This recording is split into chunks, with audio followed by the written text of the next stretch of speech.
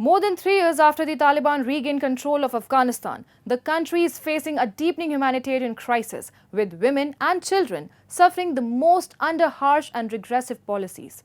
The education system is collapsing, girls remain banned from schools, and widespread poverty has forced millions of children into hazardous labor.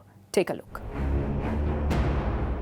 Afghanistan's once fragile education system has now all but collapsed, becoming one of the most glaring symbols of Taliban repression and international neglect.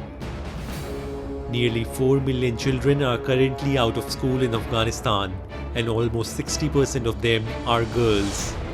UNICEF has raised alarm over the country's crumbling education infrastructure, lack of female teachers, and absence of basic amenities like clean drinking water and sanitation facilities. For girls, the hurdles are even more dire, with deeply ingrained socio-cultural norms and the Taliban's brutal bans denying them even a basic right to education. Since the Taliban seized power in August 2021, girls have been banned from attending school beyond grade 6. This draconian policy, which the Taliban dubiously claims is in line with their interpretation of Islamic law, has sparked widespread international condemnation. But on the ground, Afghan families are paying the price. With no access to formal education and little hope for change, a generation of girls is being left behind. Since the takeover of the Taliban is not a very short period of time, it is only when these girls grow up that we will see the impact that it has on Afghan society and on the Afghan economy. But what is important is the following, that you are creating or giving rise to a situation where more than 50% of your population will not be educated, they will be illiterate. They will not have the basic knowledge as to how to bring up future children. They are not being able to participate in the Afghan economy. So if you look at the crisis, it is coming upon Afghanistan, it will be huge, and unfortunately it is all self-created because it is by decree that the Taliban has made it so. There was no need for the Taliban to bring it in. The ripple effects of the education ban are devastating.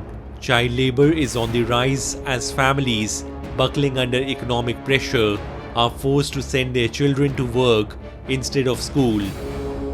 Many of these children toil in hazardous conditions with no legal protections or access to healthcare.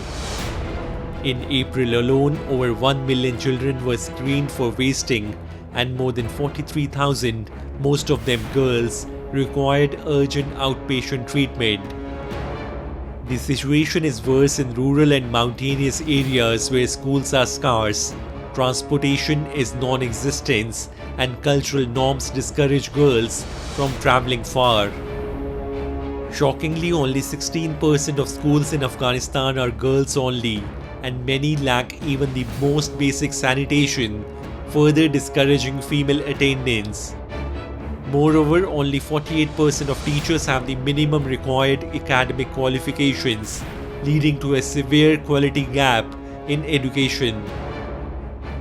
UNICEF warns that unless urgent interventions are made, over 2 million girls could be out of school by the end of 2025.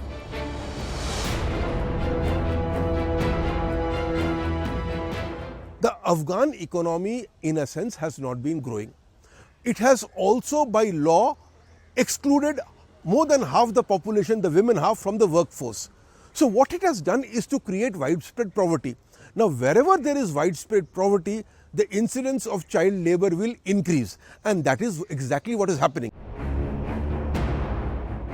The broader humanitarian picture is equally bleak, with 22.9 million Afghans, including 12 million children, expected to require humanitarian assistance this year.